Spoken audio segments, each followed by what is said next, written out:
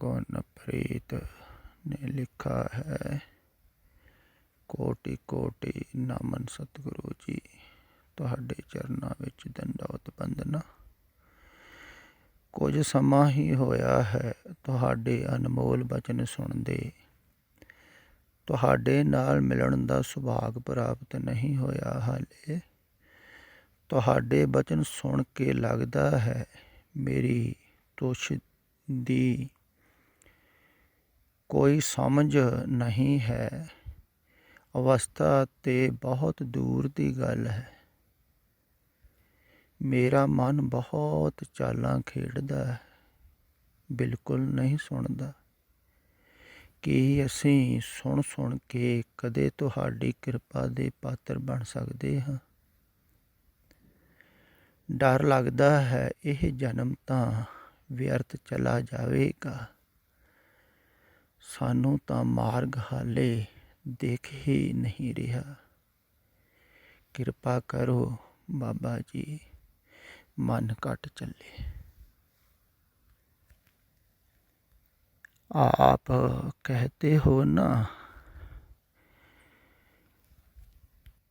मार्ग हाले देखे ही नहीं रहा। मार्ग अभी नजरे ही नहीं आ रहा।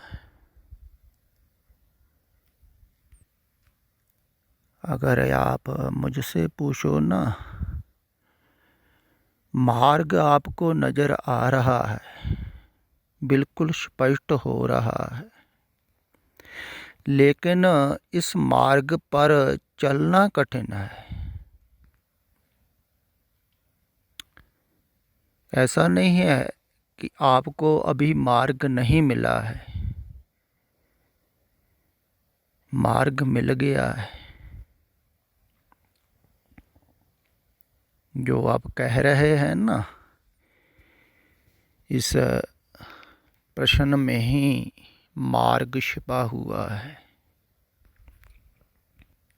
जैसे आप कह रहे हैं ना, मेरा मन बहुत चालां खेड़दा है, बिल्कुल नहीं सुनता नहीं है। तो नीचे आपने कहा है, किरपा करो बाबा जी, मन कट चले। आप किरपा मांग रहे हो,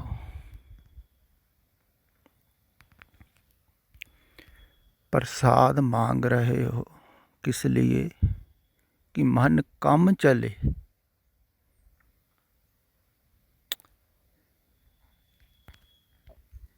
ये ही मार्ग है।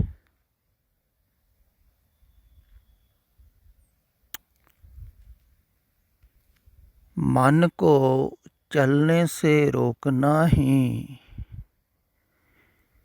मार्ग है। मन बाहर को चलता है, आप अपने अंदर से बाहर को जाते। मन बाहर संसार में ही चल रहा है ना, चारों तरफ दसों दिशों में घूम रहा है। तो जे ना चले, तो जितना जे नहीं चलेगा उतनी ही यात्रा अंदर को होती रहेगी। ये बाहर से अंदर को आना है ना, अंदर के लिए मार्ग। एक तो बाहर के लिए मार्ग होते हैं, वो आपको समझ में आते हैं। जैसे कोई किसी शहर में जाता है या किसी देश में जाता है, तो उसके लिए मार्ग है, बाहर रास्ते हैं, सड़क बोलो।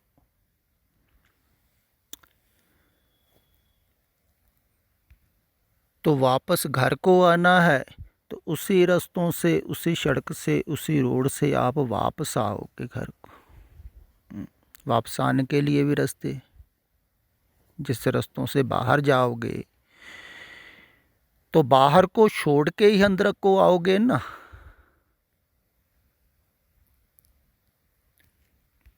तो जितना जितना आप बाहर को छोड़ते गए, उतने उतने आप घर की तरफ आते जाओगे। ऐसे ही आप ध्यान के रास्ते, ध्यान के मार्ग, ध्यान रोड है कहो, सड़क है। उस रोड से, उस सड़क से आप बाहर को चले गए, अपनी सुरत की गाड़ी बाहर ले गए, शहरों में, बाज़ारों में अपनों को मिलने के लिए उस सुरत की गाड़ी को ले गए। तो अब गाड़ी वापस आएगी आपकी सुरत की, तभी आएगी ना जब आप उस सुरत की गाड़ी पर सवार नहीं होगे। देखो, ये होता है समय के हिसाब से बोलना। अब ये प्रमाण बाबा नानक जी नहीं सी दे सकते, उस समय गाड़ियाँ नहीं थी। तो अब तो गाड़ियाँ हैं ना, बहुत सारे प्रमाण अब जो दिए जा सकते हैं उस समय नहीं दिए जा सकते थे। तो सरल भाषा में आप समझ भी सकते कि सुरत की गाड़ी पर सवार होके, उस समय अगर कहा जाता तो रथ कहते, कहा भी है रथ, घोड़ा कहा है मन को, बाहर भागा जा रहा। जिस घोड़े की लगाम वापस मोड़ लो, नहीं मुड़ती है तो गुरु के हाथ पकड़ा दो। तो हाथ पकड़ाना क्या है? वो ही है जो आप कर रहे हो, कृपा मांगनी, लगाम हाथ में पकड़ानी, असहाय होना कि हमसे नहीं मुड़ रहा है। ये घोड़ा बहुत अड़ियल है, कुछ घोड़े होते हैं ना मुड़ते ही नहीं, ऐसे ये मन बहुत अड़ियल हठी है, बहुत घोड़ा। इसको खुराक भी आपने खिलाई है, खुराक खा के ये बहुत बड़ा हो गया, तगड़ा हो गया। मन तगड़ा करते हैं ना आप, संसार की खुराक, विचार की खुराक, लोभ की खुराक, मोह की खुराक, इसको खुराक हैं, ये जो विषय हैं खुराक हैं मन की। तो जितने ज़्यादा आपने खिलाए उतना तगड़ा होगे। अब आप कहो भी वापस आ जाओ, ये आता नहीं।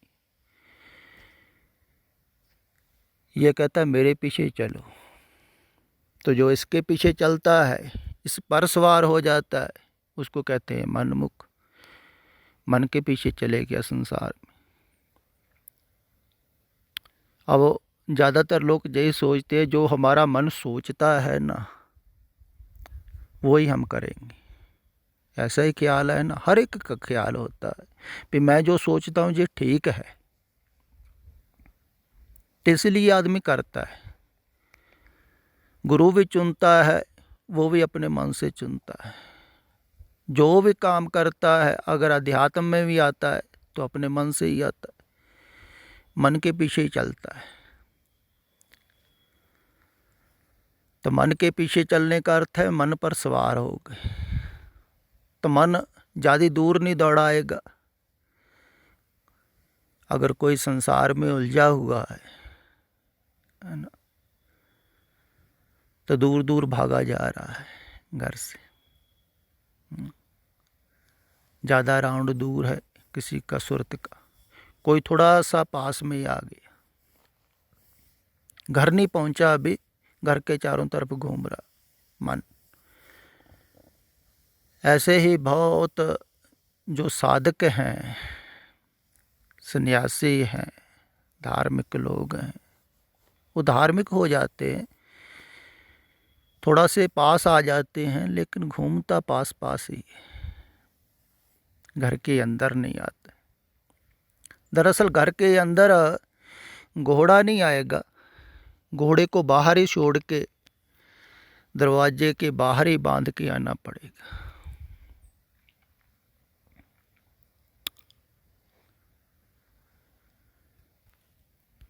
लेकिन घोड़ा उतरने ही नहीं देता है अपने से, आदत बन गई ना, जैसे किसी की आदत बन जाती है सफ़र करने की, किसी की कराने की,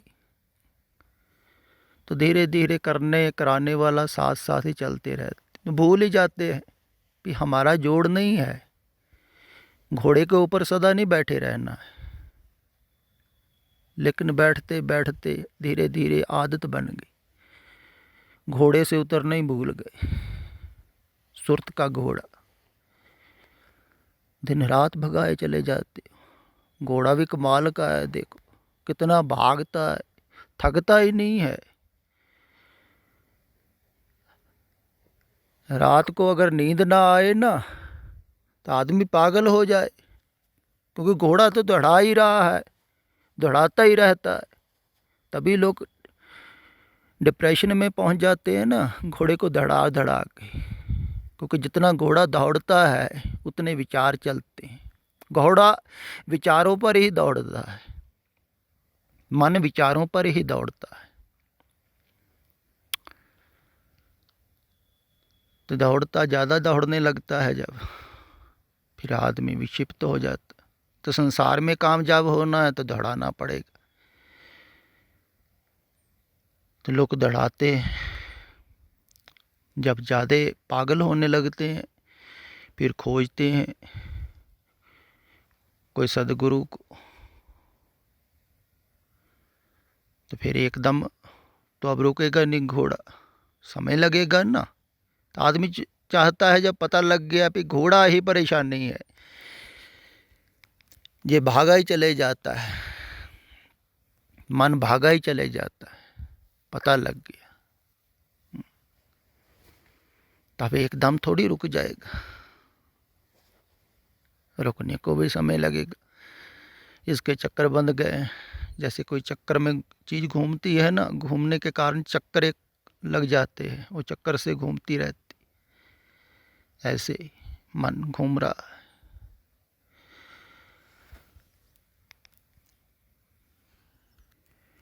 अब देखो कुछ लोग संसारिक विचारधारा में पड़े हुए, उनको मूर्ख कहते हैं धार्मिक लोग। लेकिन धार्मिक लोग भी विचारधारा में पड़ जाते हैं, धार्मिक विचारधारा।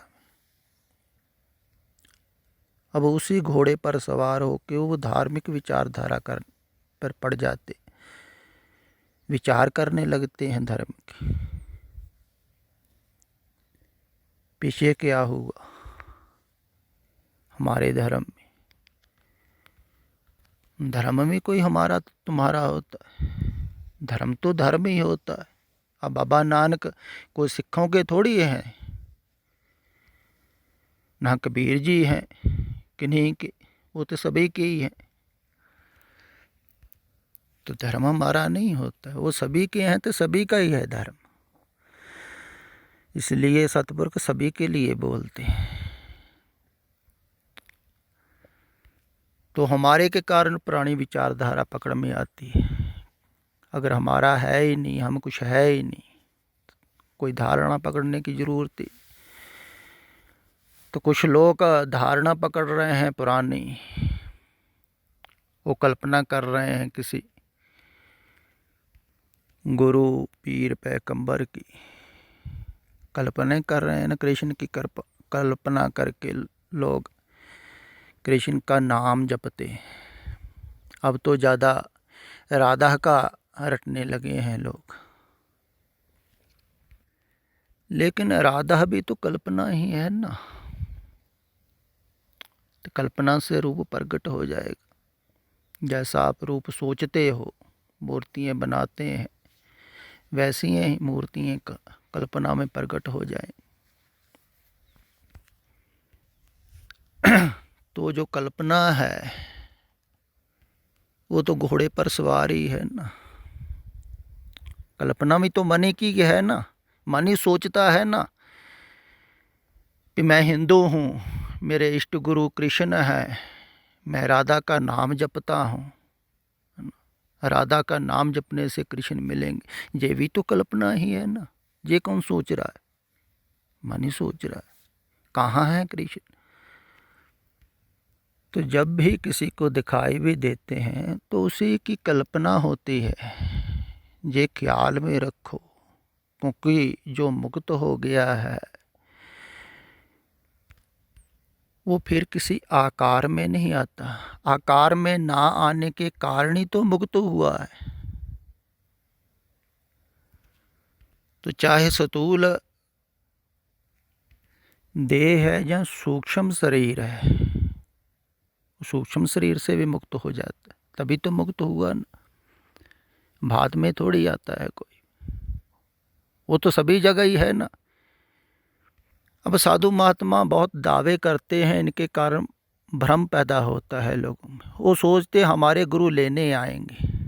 जैसे कुछ दिन पहले एक साधक पूछ रहा था राधा स्वामी मुखी से कि मैंने पिछले बड़े महाराज से नाम लिया था, तब तो मैं बूढ़ा हो गया, तो मरने के बाद मुझे लेने आएंगे ना वो। तो वो कहने लगे नहीं, तुम्हें नहीं, वो सभी को लेने आएंगे जिसने नाम लिया है, सभी सत्संगियों को लेने आएंगे। देखो, ये आश्वासन उनको कुछ करने नहीं देगा साधकों को, क्योंकि उनको एक आश्वासन मिल गया कि जिनको हमने गुरु धारण किया है वो हमें लेने आएंगे। अब लेके जाएंगे कहाँ? जाना कहाँ है? ये सबसे बड़ी मूढ़ता की बात है। इस भ्रम में बहुत लोग आ रहे हैं, तो सबसे बड़ा झूठ बोला जा रहा है यही धार्मिक जगत में, कोई लेने आएगा। और कहीं जाना थोड़ी है। सत्य तो, सत्य के भीतर आप बैठे ही हुए, जाना कहाँ है? असत्य को छोड़ना है, जाना कहाँ है? यही तो समझ में नहीं आ रही मूढ़ों की बात।